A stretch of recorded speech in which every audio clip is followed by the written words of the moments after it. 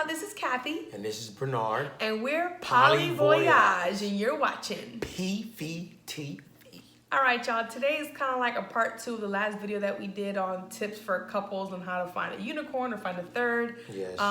Something came up as we were talking about it, which was couples privilege, which is a topic that we didn't really know about until we kind of started delving into more of the poly world, poly language, and what are some terminology, things that can come up when you're seeking a triad, because that was our main focus when we first kind of got into everything, was like, how do you get a third girl? How do you bring somebody into your relationship?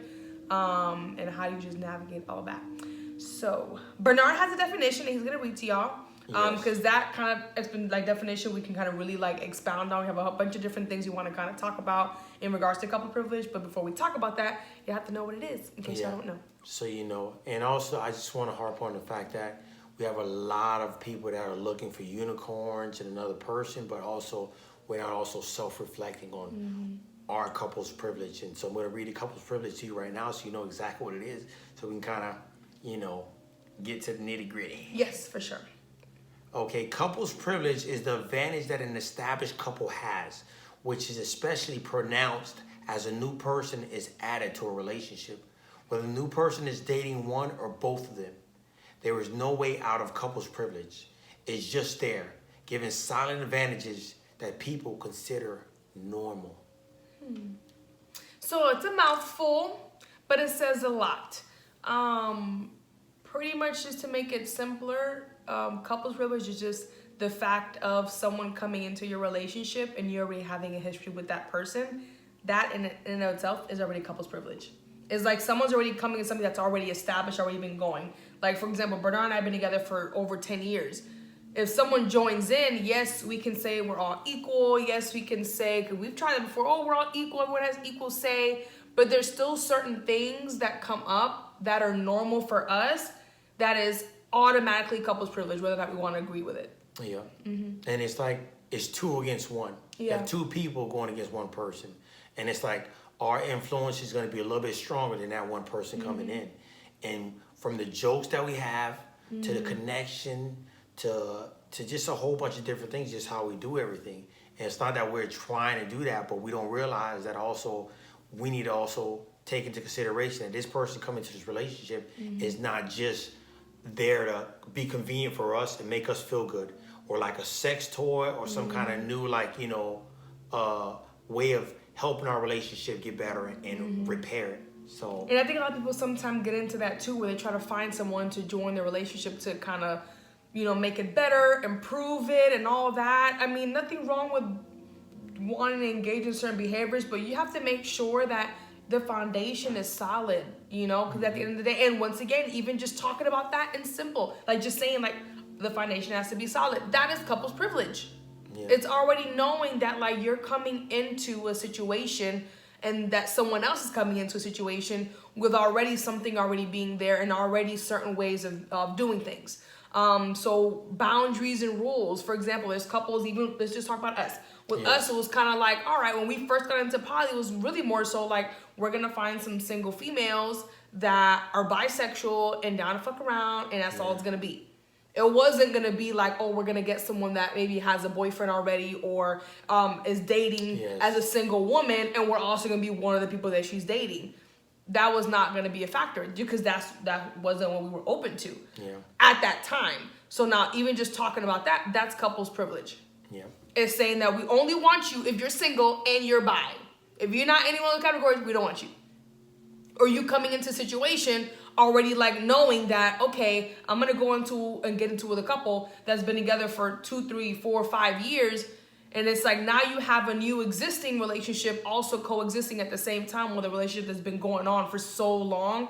It's hard not to like hit these little like hiccups along the way. I mean, something as simple as like living arrangements. Living arrangements. I mean, even with living arrangements, it's like someone moving, more than likely, if you have a third that you want to find and you want them to join your empire and build a family and complete you as a couple, what's normally going to happen is that they're going to end up living or moving in with you. It's not like everyone's moving out and going into a fresh new home. So that already is couples privilege. Now she's coming into that third person. We're going to speak more so when it comes to a single female. And of course, there's other people who do stuff with guys as unicorns. But generally speaking, it's mainly a female. It's like she has to come into someone else's home. And that's the home you guys have been in the whole time. A way to go about it a little bit better would be where you guys buy a place together and you all meet and live at that same place. And meet at their same place, like around the same time. Instead of her just coming over and living with you guys, like switch it up. Like, so everyone has a fresh start, new place for everyone. Don't nobody know where everything's at. You know, the TV's not where it usually at. You know, the couches aren't arranged the way you guys want it to. So it's like you're giving her a chance also to build something new with you guys instead of just coming into something that's already built. And guess what? She has to adjust and kind of learn to duck and move the way you guys want her to move and do things the way you guys do things. So and it's like where the dishes are, they're ready at a certain place. I mean, it's like little nitpicky stuff like that. You don't even realize, but it's like you want to give that person an opportunity to kind of be able to kind of have some kind of like a voice in a relationship. And last thing you want is like you guys bombard her with all the things that you guys have that she has no voice. So she feels like she's just a piece of meat and then she's an intruder in your relationship. And that's what a lot of things end up happening sometimes where they like feel like they're intruders. But we'll harp on some other things and talk about other things. And even that, and it's hard for that other person because as much as someone wants to join in on a relationship, you know, of course, it's like it's gonna be hard, you know, because at the end of the day, let's be real. If there's an argument happening and me and Bernard are on the same page, and the third person has a different perspective, our argument is gonna hold a lot more weight because we got each other. We're feeding off of each other on the same point, versus that other person has nobody. So now automatically, it's like it almost like makes that person and what they're feeling automatically invalid. Because they don't have the weight that we would have in the history that we have. You know, so even when it comes to arguments, even if we're having an argument and we're kind of trying to work our own issues, that third person is almost like they're kind of watching in from the outside. And they don't want to take sides. Exactly. They don't want to take sides. And that can be a challenge too. Yeah. You know, and also too, maybe we need to also express to them, hey, listen, we're going through some shit right now. Like, you know, do you want to be a part of it or not? But even still being a part of it, it's like, what do you do? Do you choose sides? Do you not choose sides? It puts them in a weird, awkward position, you know? So it's like, that's all things that kind of come up, you know? And it's like, even besides all that, it's just there's so many other different areas where things, I mean, we can even go into things when it comes to family planning. Oh my God, that's a big one. That's a big one we're going to talk about. Who's going to have the baby? Like, if y'all don't have kids already, who's going to be the first one to have the kids? If you have a relationship that's been together for 10 years or even 5 years, and then you have someone new that comes in, and now y'all been together for 2 years, but now that existing relationship's been together for really 7, now it's like, okay, well, I feel like I should be the one to have the babies first because I've been with him the longest. Yeah. And then that comes up. Like, how do you handle that? And that's a very uncomfortable like conversation to have. And those are the things you need to kind of bring up, you know, so that person that's the third doesn't feel like, okay, like, well, damn, like, you know, do I even matter to this couple? Like, you know, why am I even here? You know, they're not going to listen to what I got to say. You know, even from the standpoint of the argument that Kathy was talking about earlier, like, give that person an option to be like, okay, like, we're arguing right now. We're not seeing eye to eye. You don't have to choose sides, but you can choose to be here and listen to this shit while we going through it, or you can choose not to be here so you don't feel like, you know, you have to choose sides or anything like that. Just give them an option because it's like they're coming into a whole new dynamic and whole new relationship, and it's like we're so caught up into thinking like, okay, like they're here to serve us, you know, and be what we want them to be, but like it's an accessory. An accessory. It's like, oh yeah, this would be a perfect accessory to our relationship when that person got their own feelings, their own desires, their own wants. And it's like, and that's what we talked about before in the last video, where it's like, if y'all people want to find a third, it's like figuring out, like, first you got to figure out what you want. And then also make sure that whatever that person wants, they're getting their needs met too, because it has to be mutually beneficial. You can't have somebody come into your relationship and they have to abide by all these rules. Meanwhile, you as a couple can do whatever the hell you want. Yeah. Y'all move as you want. Y'all do whatever you want. But me being the third person in the relationship or the unicorn, I have to abide by certain rules. There's certain things I can and cannot do because I'm a part of your relationship. And just even saying your, like, that's already asserting a couple's privilege. Even things with finances, that's another big one too. It's like, sometimes, like, I know me and Bernard kind of had that too, where it's like, of course, we're used to blending our finances. We've been together for so long. Yeah. So like when we were engaging in the idea of like having someone, we were also with someone else on different occasions with different people. It was like, okay, automatically in my mind, I'm like, all right, well, we doing the family budget. Like, how much you making? How much? Let's make sure we got all the bills covered. And that's all stuff that's like, I asserted myself in a certain way when I shouldn't have. I never even asked, hey, like, how do you feel about that? Yeah. What do you think about us merging finances? Do you want to do that? Should we make a separate account? Like, these are all things that come up that like can just happen automatically. Like I was operating in what was normal because that's what I'm normally doing. Yeah.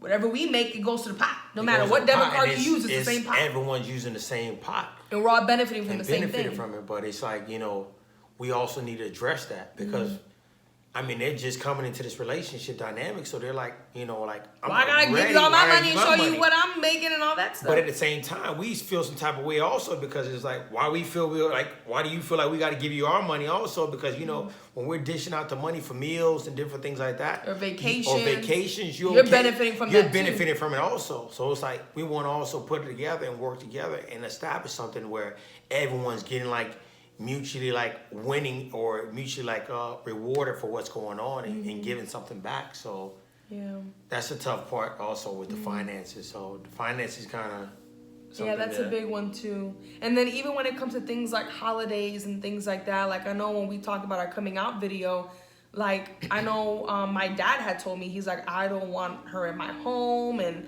all this stuff. And it's like, okay, that's fine, I respect that.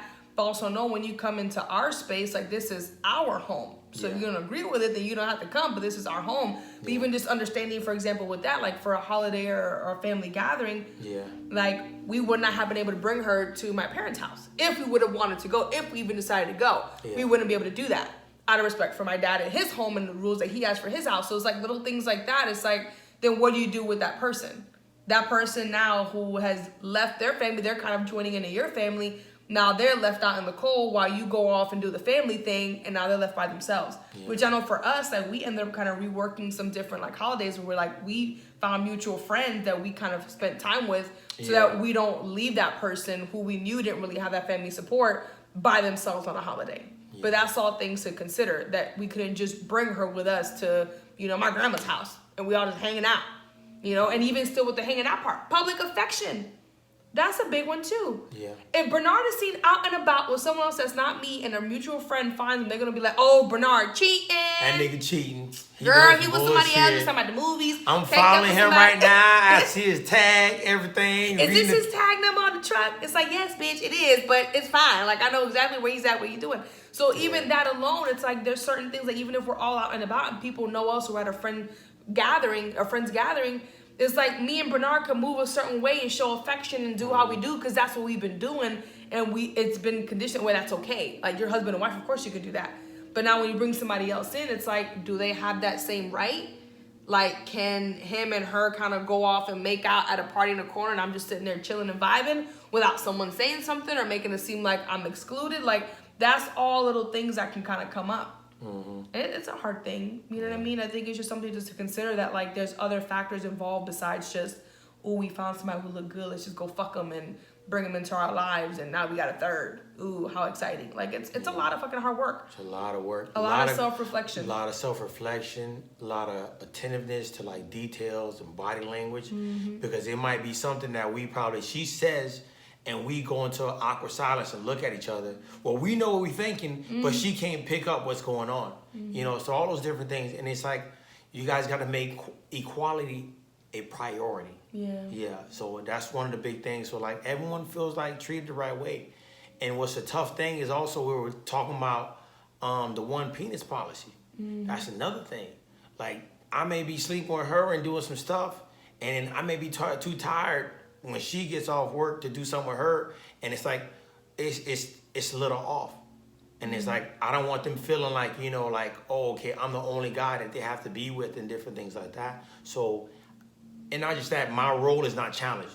Their role is always challenged because it's like, okay, like they're competing for my attention. But for what I would come up with the idea I came up with in the process of going through a triad dynamic was like, like y'all go out and find some dudes and have some fun, fuck them, and different things. Come back home. I don't want to hear no complaints. I don't want to hear y'all fucking crying or all this other bullshit. Take your ass to sleep or shower or whatever. Well, nah, shower first, motherfuckers, before you sit here and try to come to the crib and shit. You know, because, like, it's not fair. I mean, I got 2 girls, and it's like, yeah, I can fuck them all the time. I can do all that shit, but at the same time, I want them to also experience something different also. You know? Like, that's the idea and the solution I came up with to also relate to what they're feeling. You know, because for me, it's like, okay, like, I don't understand what they're talking about until I'm put in a position to actually understand it. So by doing that, that would be my way of actually, like, allowing them also to, like, feel, I'm not saying allowing, like, I control them, but, like, just also... Just having that... Give them consent to be able to go mess with other guys and do different things, and then we come back home, so that way everyone's needs and feelings and everything's, like, met. You know, I don't know if Kathy wants to say something on that, too. Yeah, I think that's important, too, because that was something that I think wasn't really a thought in the beginning because of what we talked about before in other videos of, like, the man box and what you're not allowed to do as a wife and a mom and things like that. But at the same time, it's come to the point where it's like, everyone has so many different needs, and it's like when we try to restrict that and when we try to put so many rules and regulations on things that are just natural to us, that's when issues happen. The point is not to repress those feelings. The point is to bring those up, and then let's figure out a solution to kind of work around what your needs are. And I think that's a big thing too. I think a lot of times people who want to find a third, they're not looking for no dude. No, they looking most of the time they're looking for a female.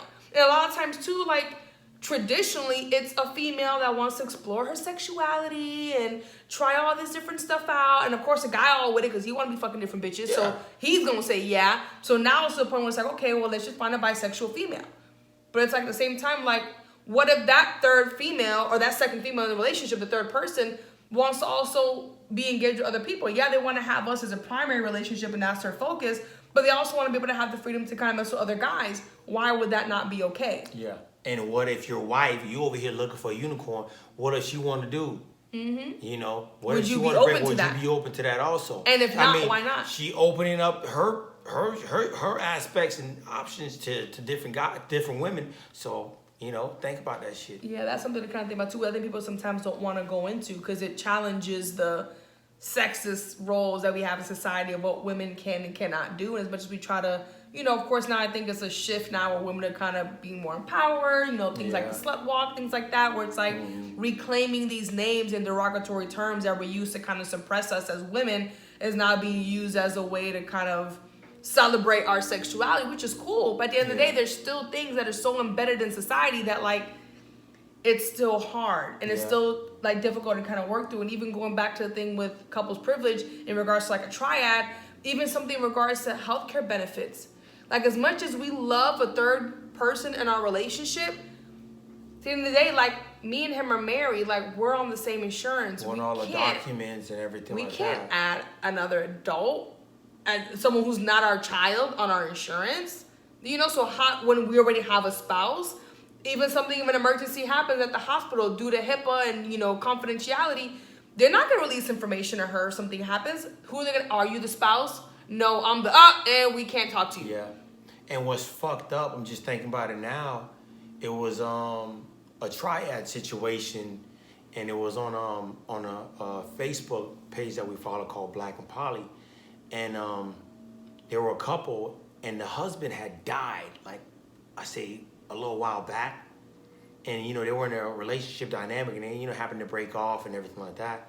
Well, the wife at the time was being spiteful, and she didn't tell the other girl that the husband had died, and so they done had funeral arrangements, you know, or the wake and all this other shit. And later on, she's finding out through the grapevine, maybe through Facebook or some other shit, that the dude that she was with in the trial relationship had died.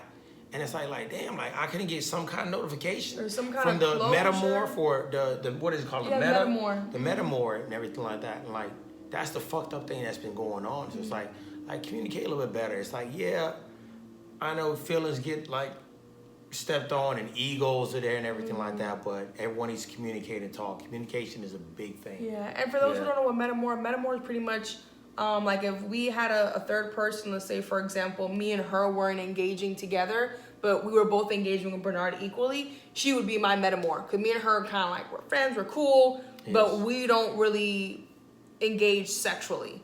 But we both have a similar partner. That's kind of what a metamor is.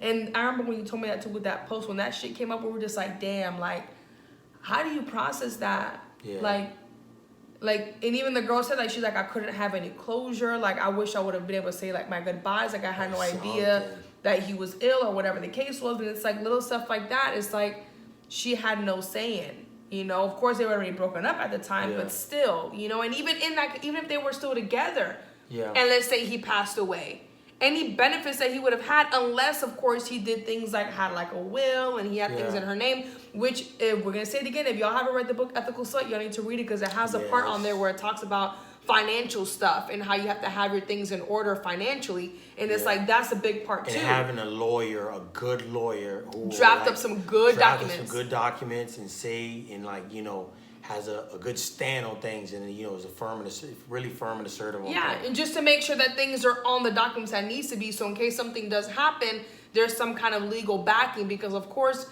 legally, polyamory is not allowed. You cannot marry more than one person. You just can't do it here. At least not yet. They're working towards it. Eventually, maybe in 2020. We're going not in 2020. That would be nice. Yeah, it would be nice. But but it's like, even still, it's like, when that happens, it's like there's still so many different things that kind of come up that make it a challenge. So when someone does pass away, like, what do you do with their assets?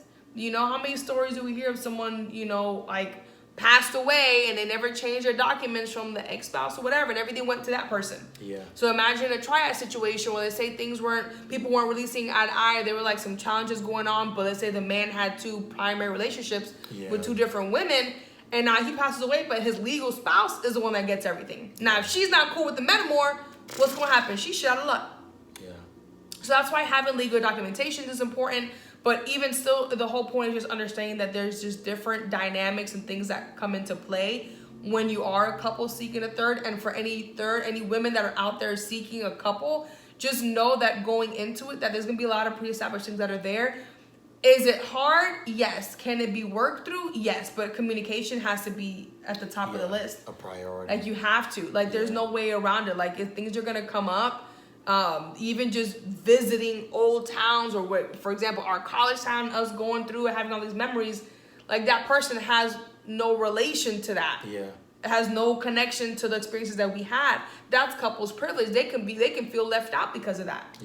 And it's like, that's something just to consider. We're reminiscing on different things that we've seen, and they're looking like, what the hell is going on? What's going on? So there's just a lot of different factors just to consider when it comes to couples privilege. And if you want to still seek this type of dynamic, you can, but just know it's not going to be as easy as, we just find someone to fuck them and we all join together and build an empire. Everyone loves doing that, you know? And it's like, no, like, that's cool, that's your focus, but try to consider other alternatives and other avenues of doing it, because sometimes it's like the way that you might think you want something might not be what that person needs. You know, we might feel like, we want someone just for threesomes. Okay, well, if we have someone for then leave it at that. Don't try to bring somebody in your relationship, and now when things come up, major decisions on purchasing a car, finding a house, or certain bills, or whatever the case is. Or having a baby. It's almost like, we gonna figure this out and we'll let you know what we decide. You can't do that. No, ain't no reneging. No, like, once you bring somebody into your home, like, it's a big step. And you have to make sure you're prepared for that, because if not, a lot of things can happen that can end up being detrimental to everyone involved in their own separate ways. So that's something just to kind of consider. Remember, this is a human being you're bringing into your place. So don't be sitting here thinking like, you know, it's just a toy or something, a tool to help your relationship and mend certain shit that's been going on between you guys. If y'all been cheating and having like disagreements, and the foundation has been a little rocky, like, bringing a third is not going to help with that. So remember what your intentions are also. Don't just bring in a third just to be like, okay, like, you know, we're going to fuck our problems away. Nah, it's not going to do that. You know, so it's like, you know, think about what you're really bringing that person in. It has its pros and it has its cons, but also it's like we sometimes forget and get into the mindset of our lustful thoughts and things we really want to do, and forget like also we need to be the person and be the people that we want to attract. You know, and the same thing with the unicorns. You guys going into these situations, also being like very aware, that there's couples privilege, there's different things they can have going on, but like, how are they looking out for me? What kind of equalities and what kind of communication are they giving me to allow me to still have a voice within a relationship until we build like a solid foundation?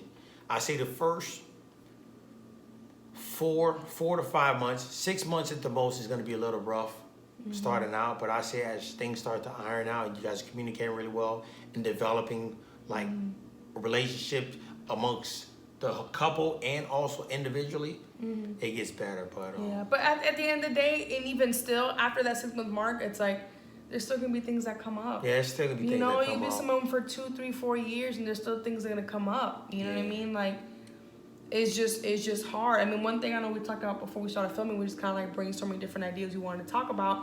Bernard mentioned a good example about like having a blended family.